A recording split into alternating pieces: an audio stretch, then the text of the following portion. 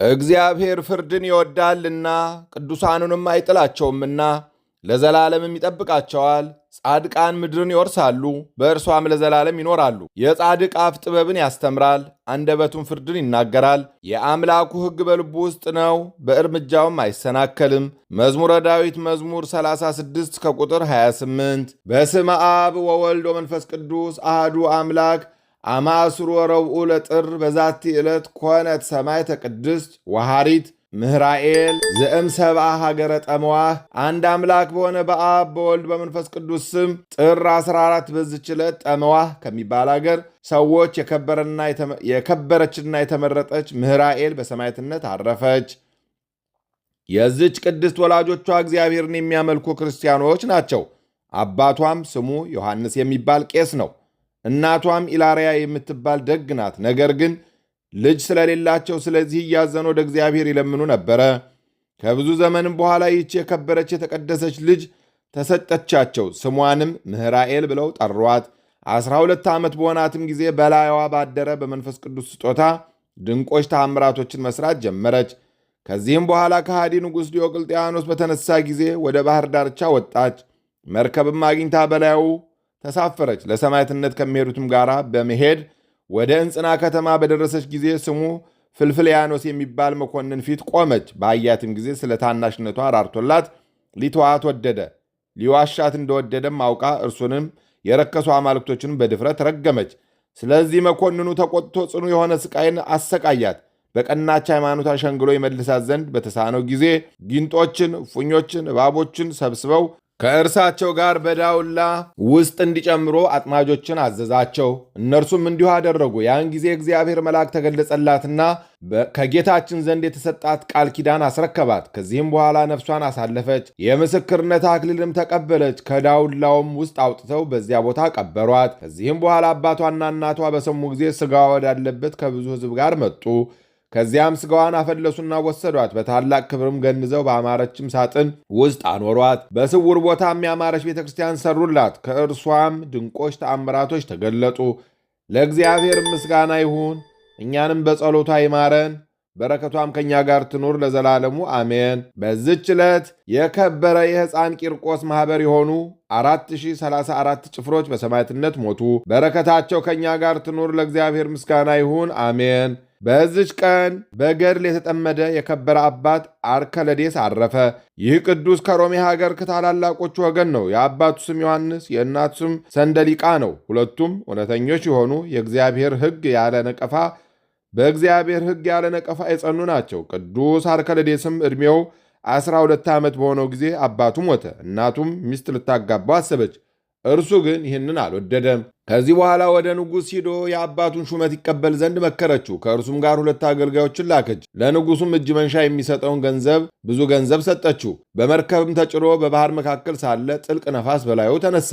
ማዕበሉም እጅግ ከፍ ከፍ ብሎ መርከቡ ተሰበረ። እርሱም በአንዲት የመርከብ ስባሪ ሰሌዳ ተንጠልጥሎ ወደ የብስ አደረሰችው። ከባህሩ ሲወጣ ማዕበል የተፋው በድን አገኘ። ተቀምጦም በላዩ አለቀሰ። የዓለምን ኃላፊነት አሰበ። ነፍሱንም የሚገሥጻት የዚህ ኃላፊውን ዓለም ገንዘብ ምኔ ነው? ለአንቺስ ምንሽ ነው? ከሞትኩ በኋላ ወደ አፈር እመለሳለሁና የሚላት ሆነ። በዚያን ጊዜ የክብር ባለቤት ወደሆነ ወደ ጌታችን ኢየሱስ ክርስቶስ ለመነ፣ የቀና መንገድን የሚመራው ዘንድ። ከዚህም በኋላ ተጓዘ። በቅዱስ ሮማኖስ ስም በሶርያ ሀገር ወደ ተሠራች ወደ አንድ ገዳም ደረሰ። ከገንዘቡም ከእርሱ ጋር የቀረውን 200 የወርቅ ዲናር ለአበምኔቱ ሰጠው። የምንኩስና ልብስንም እንዲያለብሰው ለመነው። የከበረ አርከለዴስም ከመምጣቱ በፊት ለአበምኔቱ መንፈስ ቅዱስ አስረድቶት ነበረ። ወደ እርሱ በደረሰ ጊዜ አበምኔቱ ደስ አለው። የከበሩ መነኮሳትንም ሁሉ ሰበሰባቸውና በቅዱስ አርከለዴስ ላይ ጸለዩ። አበምኔቱም የምንኩስና ልብስን አስኬማን አለበሰው። መነኮሳቱ ሁሉም በእርሱ ደስ አላቸው፣ የእግዚአብሔር ጸጋ በላዩ ተገልጻለችና።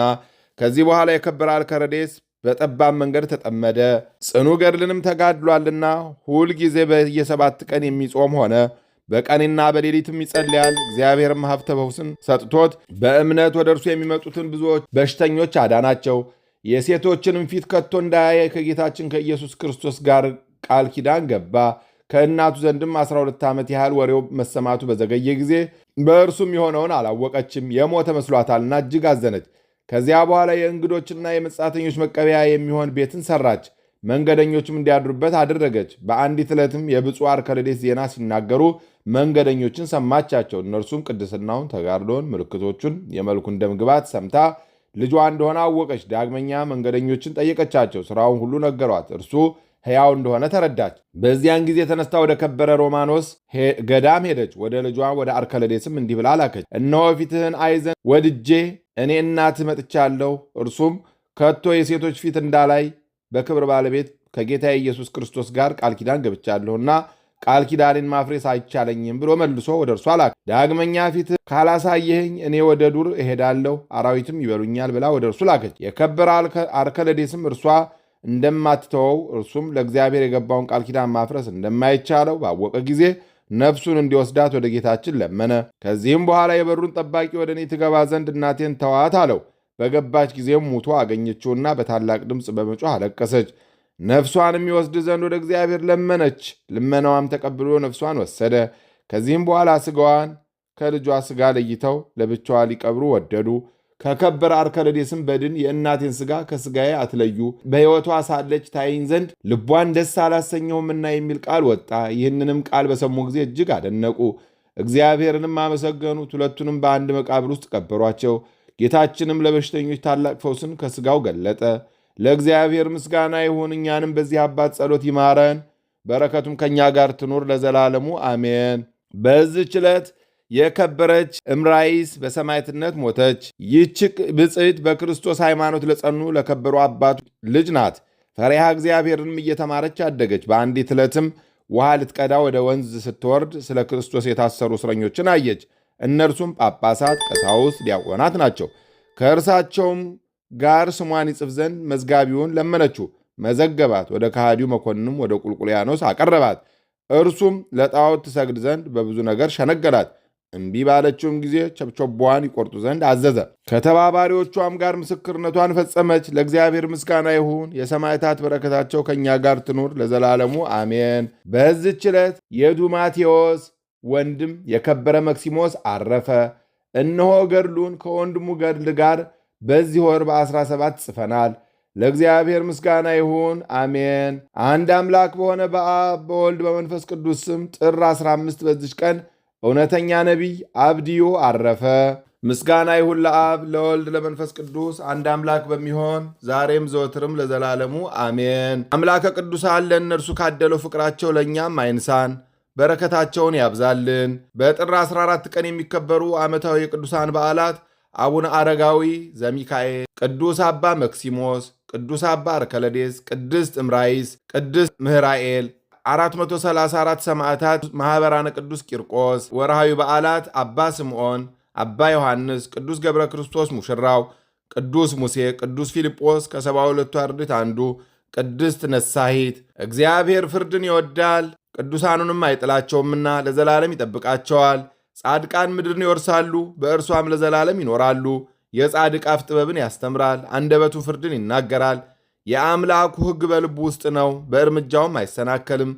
መዝሙረ ዳዊት መዝሙር 36 ከቁጥር 28። የሰማነውን በልቦናችን ያሳድርብን። ከቅዱሳን አባቶቻችን ከቅዱሳት እናቶቻችን ከሰማዕታት ከጻድቃን ከነቢያት ከሐዋርያት ከቅዱሳን መላእክት በረከት ረድኤት ያሳትፈን። ይቅርታውን ቸርነቱን አያርቅብን። ሰላማዊ ኢየሱስ ክርስቶስ ሰላሙን ፍቅሩን አንድነቱን ይስጠን።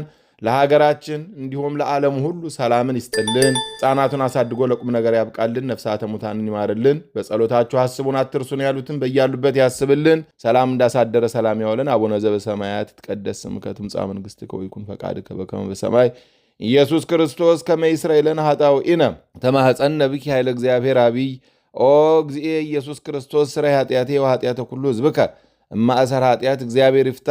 እግዚአብሔር ይባርክ። ሰላም ያሳደረ ሰላም ያወለን። ሰላም ያዋለ ሰላም ያሳድረን። ይቆየን።